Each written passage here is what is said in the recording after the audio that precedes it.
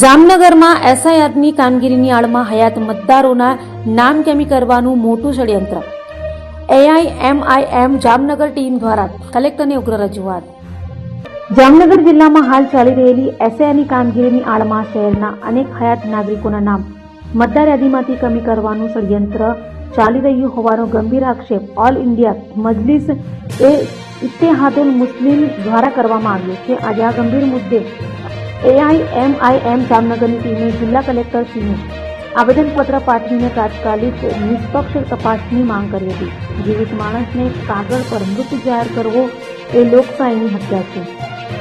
એઆઈએમઆઈએમના જામનગર જિલ્લા મંત્રી સમીરભાઈ કકલ અને તેમની ટીમે કલેક્ટરને રજૂઆત કરતા જણાવ્યું હતું કે જામનગરના વિવિધ વિસ્તારોમાં ફોર્મ નંબર 7નો દુરુપયોગ થઈ રહ્યો છે. શહેરના ગરીબ અને મધ્યમ વર્ગના વિસ્તારોમાં રહેતા સર્વ સમાજના નાગરિકો પોતે હયાત છે અને ત્યાં જ રહે છે, તેમ છતાં તેમને ખોટી રીતે મરણ પામેલ અથવા સ્થળાંતરિત દર્શાવીને તેમના નામ કમી કરવાની પેરવી થઈ રહી છે. એઆઈએમઆઈએમ ટીમે તંત્રને સ્પષ્ટ ચીમકી આપી છે કે અત્યાર સુધી આવેલા તમામ ફોર્મ 7ની કડક ભૌતિક ચકાસણી કરવામાં આવે.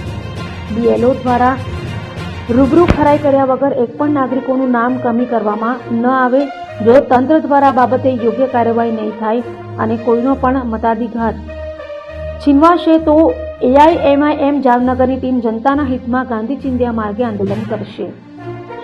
આજની આ રજૂઆતમાં જિલ્લા મંત્રી સમીરભાઈ કકલ સાથે એઆઈએમઆઈએમ જામનગર જિલ્લા પ્રમુખ એડવોકેટ ઇમ્તિયાઝ હુસેન કોરેઝા, જામનગર શહેર 79 પ્રમુખ એડવોકેટ ઉમરભાઈ લાકડાવાળા 78, શહેર સમિતિ પ્રમુખ હાનિફભાઈ, જામ ગુજરાત પ્રદેશ સંગઠન મંત્રી સદામ ખીરા, સિક્કા શહેર પ્રમુખ હુસેનભાઈ નોંધાણી અને હસન અલી, એઆઈએમઆઈએમ ટીમ જિલ્લા સંગઠનના હોદ્દેદારો તથા મોટી સંખ્યામાં કાર્યકર્તાઓ જોડાયા હતા અને કલેક્ટર કચેરી ખાતે આ ષડયંત્ર વિરુદ્ધ અવાજ ઉઠાવ્યો હતો.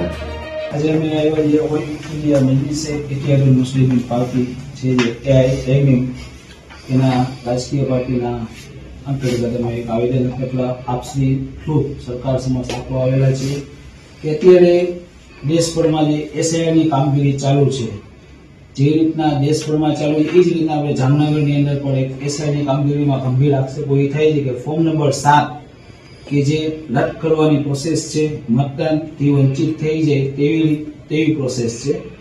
આપણા જામનગરની સાઈડ પબ્લિક છે જે અમારા મુસ્લિમ વિસ્તાર એરિયા છે, સ્લમ એરિયાના માણસો છે, એ રીતના સાચવવા છે કે એ લોકોના કોઈના ડોક્યુમેન્ટ્સ ગેરવલે થઈ ગયા હોય તો એક પ્રશ્ન એ થાય છે કે આ લોકો જો હાથ ઉપર અત્યારે ડોક્યુમેન્ટ્સ નથી, અમુક જણા પાસે જન્મ દાખલા નથી, આઈડી પ્રૂફ નથી, તો એ લોકો હેરાન પરેશાન થઈ ગયા છે. ઉપરથી આજે ફોર્મ નંબર 7નું જે ઇસ્યુ બહાર નીકળ્યું છે કે ડાયરેક્ટ પાર્ટીને કોઈને જે મતદાતા છે એને ખબર હોય કે ના હોય એના નામ રદ થઈ જાય છે. એવી રીતના ફોર્મ નંબર 7 ઇસ્યુ થઈ જાય ને ભરાઈ જાય, ચારે બાજુ આક્ષેપો થઈ જાય. તો આ બાબતે આપશ્રી એક વિજિલન્સ તપાસ કરાવો ને અત્યારે જે પ્રોસેસ છે ફોર્મ નંબર 7 થી નામ કમીની જે ચાલી રહી છે તે બાબતે ઘટતું આગળની